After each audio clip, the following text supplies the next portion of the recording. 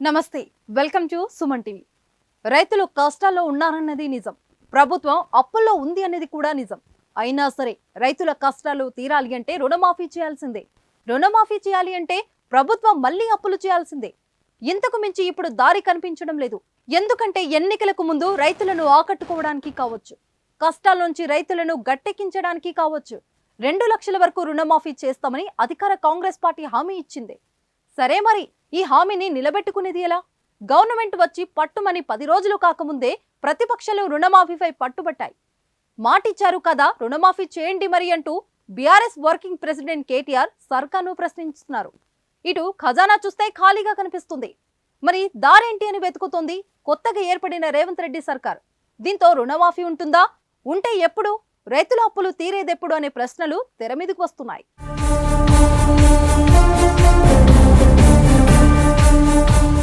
ఇప్పటికిప్పుడు తెలంగాణలో ఉన్న రైతాంగానికి రుణమాఫీ చేయాలంటే ప్రభుత్వానికి 36,000 కోట్ల రూపాయలు అవసరం. గత ప్రభుత్వం 2018 ఎన్నికలో 1 లక్ష వరకు రుణమాఫీ చేస్తామని చెప్పింది. కానీ దశల వారీగా విడతల వారీగా 5 ఏళ్ల పాటు సాగదీస్తూ వచ్చిన ప్రభుత్వం ఇంకా చాలా మంది రైతులకు బ్యాంకుల్లో బాకీలు మిగిల్చి వెళ్లిపోయింది. పాత అప్పులు తీరకపోగా వాటిపైన పెరిగిన వడ్డీ తడిసి మోపిడైంది. ఇప్పుడు వచ్చిన కొత్త ప్రభుత్వం 2 లక్షల లెక్కన పంట రుణాలను మాఫీ చేస్తే ఊపిరి పీల్చుకోవాలని ఎదురు చూస్తున్నారు రైతులు. అయితే ఆ హామీని నెరవేర్చడం సర్కార్కు తలకు మించిన భారంగా మారింది.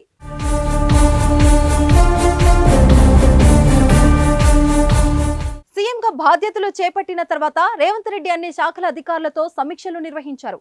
ముఖ్యంగా మన దగ్గరున్న డబ్బులెంత, మాటిచ్చినట్టు 6 గ్యారెంటీలకు అయ్యే ఖర్చు ఎంత అనే లెక్కలు వేస్తూ వస్తున్నారు. అయితే ఏ డిపార్ట్మెంట్ చూసినా ఏముంది గర్వకారణం అన్నట్టు అన్ని డిపార్ట్మెంట్లలో ఆదాయం కంటే అప్పులే ఎక్కువగా కనిపిస్తున్నాయి.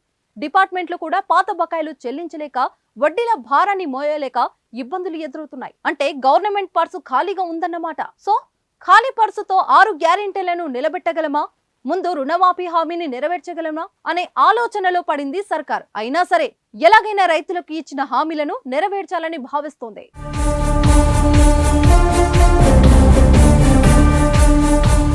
రుణమాఫీకి అవసరమైన 36,000 కోట్లను సమీకరించడం ఎలా అని సీఎం రేవంత్ రెడ్డి అధికారులతో చర్చలు జరిపారు. దీనికి బ్యాంకులను ఒప్పించడం తప్ప మరో దారి కనిపించడం లేదని అధికారులు సలహా ఇచ్చినట్టు తెలుస్తుంది. రాబోయే 100 రోజుల్లో రైతులకు రుణమాఫీ చేసి, అది కూడా విడతల వారీగా కాకుండా ఒకేసారి మొత్తం రుణాలను మాఫీ చేయాలంటే బ్యాంకులతో 5 ఏళ్ల పాటు నెలకు 600 కోట్ల కిస్తులు కట్టేలా ఒప్పందాలు చేసుకోవాలని అధికారులు సలహా ఇచ్చినట్టు తెలుస్తుంది. అంటే ఇప్పుడు రైతుల కోసం తీసుకునే 36,000 కోట్ల రుణాలను నెలకు 600 కోట్ల చొప్పున తీర్చుకుంటూ రావాలని భావిస్తుంది.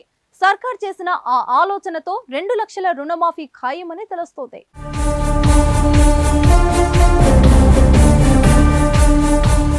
అధికారం రాకముందు హామీలు ఇచ్చినప్పటికీ అధికారం వచ్చిన తర్వాత ఖజానా చూసి సర్కార్కు కళ్ళు తిరిగాయనే చెప్పాలి. పేరుకు ధనిక రాష్ట్రం అయినప్పటికీ ప్రభుత్వ శాఖల్లో నిధులు మాత్రం అనుకున్నంత లేవు.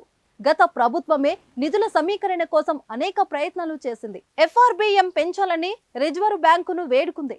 కేంద్ర ప్రభుత్వాన్ని ఒత్తిడి చేసింది. చివరకు హైదరాబాద్ లో ఖరీదైన స్థలాలను అమ్మకానికి పెట్టి కొంత డబ్బును రాబట్టుకుంది. అయితే ఇప్పుడు అధికారంలోకి వచ్చిన కొత్త సర్కార్ ఇచ్చిన మాట ప్రకారం 6 గ్యారెంటీలను నెరవేర్చాలి అంటే ఖజానా నిండుగా ఉండాలి. కానీ పరిస్థితి దానికి విరుద్ధంగా ఉంది. దీంతో డబ్బులను సమకూర్చుకోవడానికి సర్కార్ వెయ్యబోయే నెక్స్ట్ స్టెప్ ఏంటన్నది ఇప్పుడు ఆసక్తికరంగా మారింది.